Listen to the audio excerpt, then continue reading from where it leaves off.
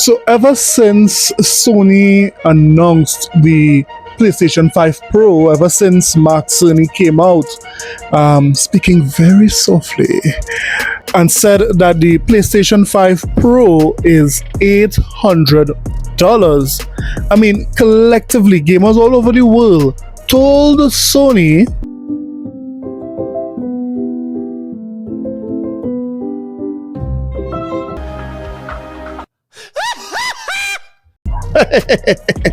hells to the no. Is Sony not reading the room? Why would you come out with a console at $700-800 and expect the public to, just say yes, this is a perfect price? Come on, Sony, better than that. But we know there are still ponies who are trying to convince themselves that this is a very good deal. I mean, some guys are putting up videos back to back saying that, PlayStation 5 Pro is the way to go. We had Jeff Keighley trying to justify, this price. I mean, even some Sony faithfuls are saying, think about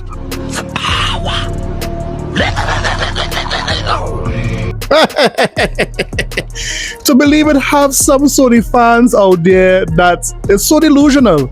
They are saying that the PlayStation 5 Pro is more powerful than 4090. So we all know that the 4090 is an atom bomb by itself. They are saying that the PlayStation 5 Pro is more powerful. That's when you know these ponies are drinking the Jim Ryan and Pee Wee Herman Kool-Aid. Woo, buddy. But then again, there are some Sony fans who are saying, nah, fam, this ain't it. Stop lying. It can never be more powerful than a 4090. I never do it. And guess what? This thing's more powerful than a 4090. It is. A friend of mine, he called me. He has a 4090. He was like, look, I struggle with this. He said he's struggling with it because he's seen that this thing do things that the 4090 can't do. It's not going to do this. It's going to struggle. So, Craig, let's pack that one up, man. Pack that one up, man. Can you elaborate on that? Listen. I'm a pony, bro. I'm a PlayStation fanboy. Hold up. We can't do that. We can't do that. Craig, you're comparing this. You're comparing this to a 4090. Stop this, bro. Nah, they gonna clip him up. I'm telling you, gonna be content, bro. I've been saying that for weeks. We're not doing that. I was on his podcast. It's more powerful. Not 4090. Not even close. Dang, Craig. God damn it, Craig. We're not doing this. We sounded like We Bleed Blue podcast. What are we doing here? A 4090 is 1,500 bones by itself. You're encouraging that behavior, man. You a dirty one for that.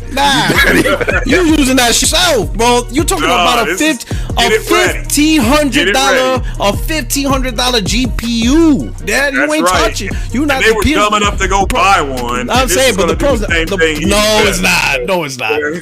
Oh man, this guy set us up. I enjoyed the show. Serious. I enjoyed the show. I thought they did a good job.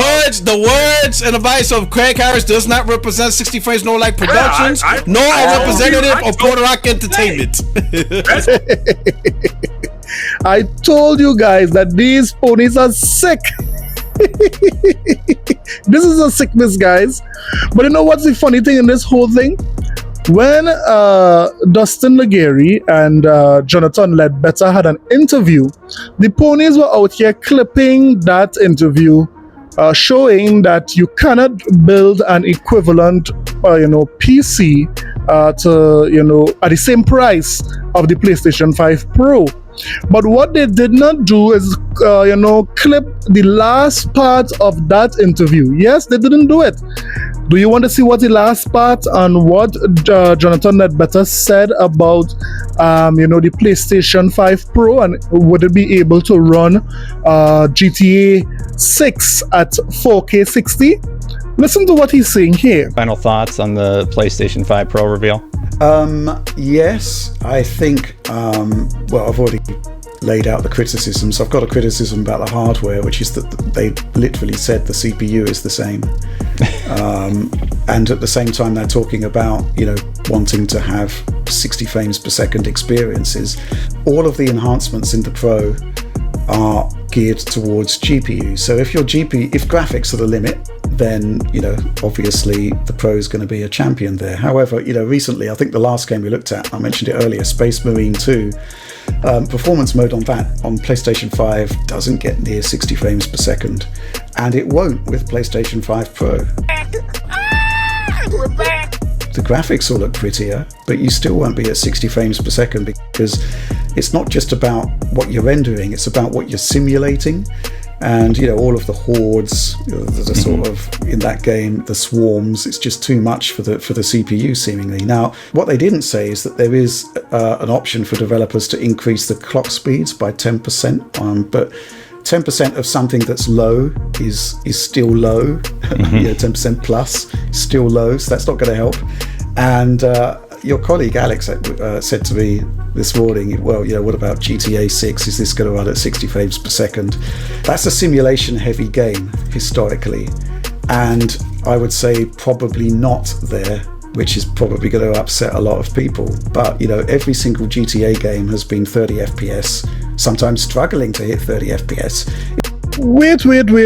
Are you saying that persons who are custom playing GTA are custom playing games at 30 FPS, but now they are, complaining that when Xbox has avowed or Starfield that it shouldn't be at 30 FPS, but they love GTA? Wow. If they're pushing simulation just as hard in GTA6, I'm not seeing anything in the PlayStation 5 Pro that's going to get you to 60 FPS if the base machine can't do it. If it can, happy days. But if it can't, unhappy days.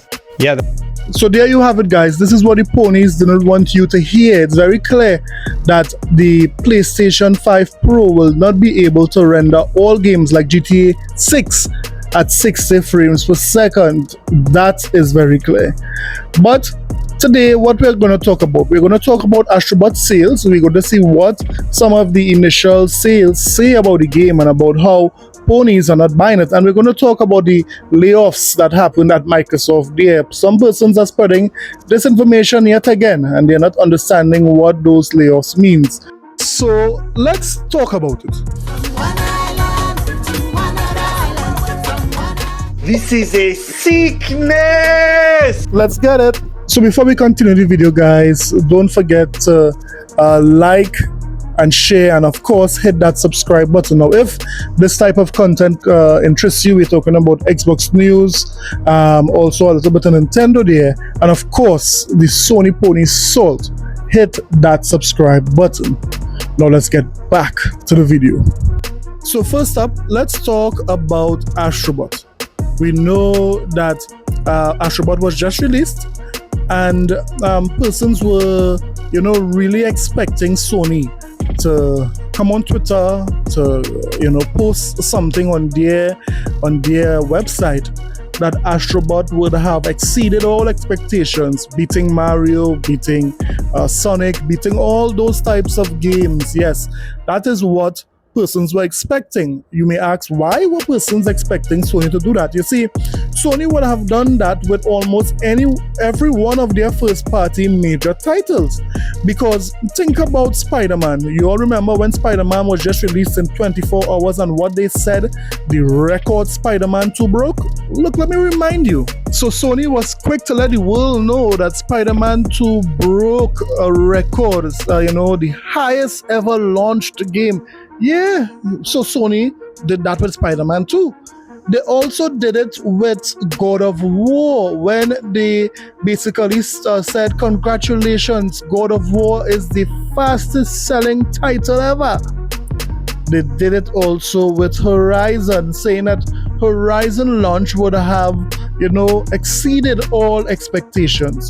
So we know how the song and dance goes. When Sony games is selling really well, they have no problem coming the first 2 or 3 days and saying, wow, this game is blowing everything out of the water. But guess which game they did not do that for? They didn't do that for Astrobot.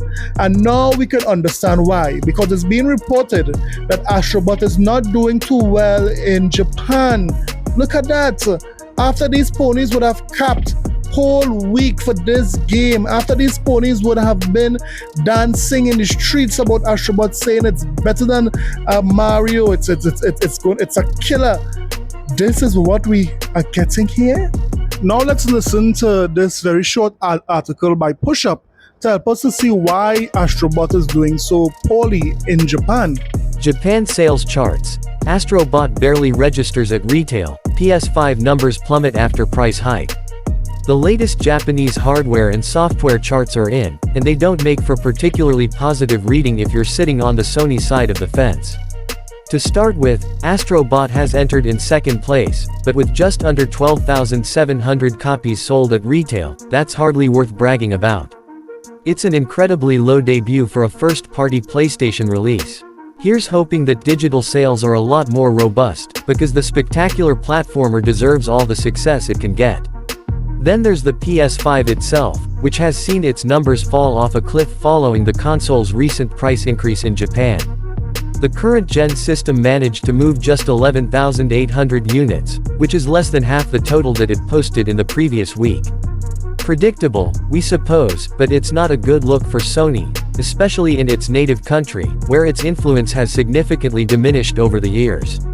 Elsewhere, Visions of Mana has dropped out of the top 10 entirely, after having what many would describe as a disappointing fourth-place debut in the week prior. Indeed, Astrobot is the only PlayStation title to make it into the top 10 this time around. Everything else is on Nintendo Switch. And here we are seeing the direct result of Sony's greed. Not only did Sony raise the price of the base PlayStation 5, but they also came out with this ridiculous price of the PlayStation 5 Pro. And no doubt that affected Astrobot sales. And that is why we are saying that Sony and Sony fans are delusional. These guys are not seeing that the things that Sony is doing is really anti-consumer. But let me hear what you think about Astrobot not doing too well. Remember that this is coming on the heels of Astrobot not doing too well also in the UK. So what do you guys think Astrobot will do when it's all said and done, when we see the NPD? Do you think it would sell 1 million, 2 million? What would it do worldwide? We'll have to wait and see. We know for a fact that it won't be coming anywhere close to Mario numbers.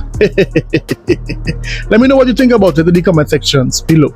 And finally, let's talk about the layoffs that happened there at Microsoft. It's been reported that over 650 persons got laid off. And let me just say that it's never good to have layoffs at any company. So I hope that those who were laid off really get a job back. Whatever the case, I hope that they get enough salary that they can, hold out until they find a job. But let's face it, for the entire year, most game companies suffered layoffs. I think the only company that did not suffer as much layoffs was Nintendo.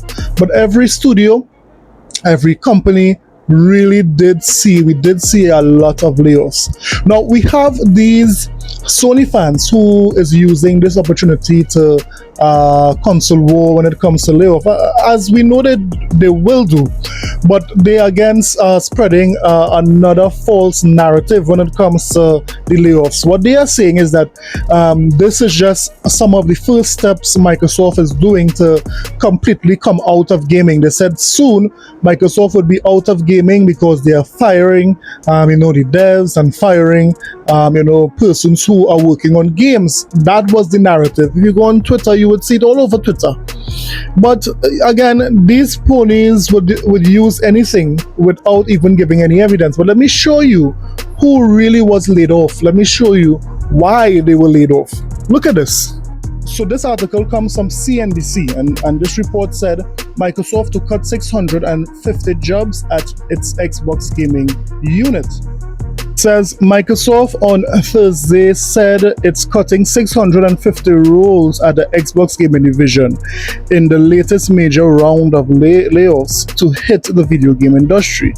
It marks its third series of redundancies in Microsoft video game units since the company blockbuster acquisition of Activision Blizzard, the publisher behind the Call of Duty franchise of $69 billion in cash. The US tech giant confirmed to CNBC that it is cutting hundreds of roles at Xbox in mostly corporate and supporting functions. Bloomberg News reported the development earlier on Thursday. So this article here helps us or gives us a little more clarity as to what went out with the 650 persons being fired. Now, I don't know if ponies know the meaning of redundancy. See, when Microsoft acquired Activision Blizzard, of course, they would have absorbed most of those companies' functions. For example, they would have absorbed their HR department. They would have absorbed many different departments that is basically redundant in other parts of their studios. So if Activision Blizzard has a lot of studios and a lot of functions that already exist throughout Microsoft, there is no need to have 2 or 3 of the same persons in the same roles. Obviously, it would have cuts because they are redundant. In addition to that, we also noticed that no devs were cut. So all the ponies are saying here what the devs are being fired and this is a plan to come out of gaming, because they didn't see that this is just supporting functions and corporate roles. No developers were cut in these layoffs. I'm not saying that makes it any better or any worse, but it just shows that the narrative that they are spinning is a lie. And this is what we do here, we expose lies. So I'm very sorry to hear these guys got laid off, but we are happy to know that it's no devs being laid off. So let me hear what you thought about what was said today. Let me hear what you think about everything in the comment section below. Don't forget to like and subscribe, guys, for more videos. I'll see you guys in the next one. Later.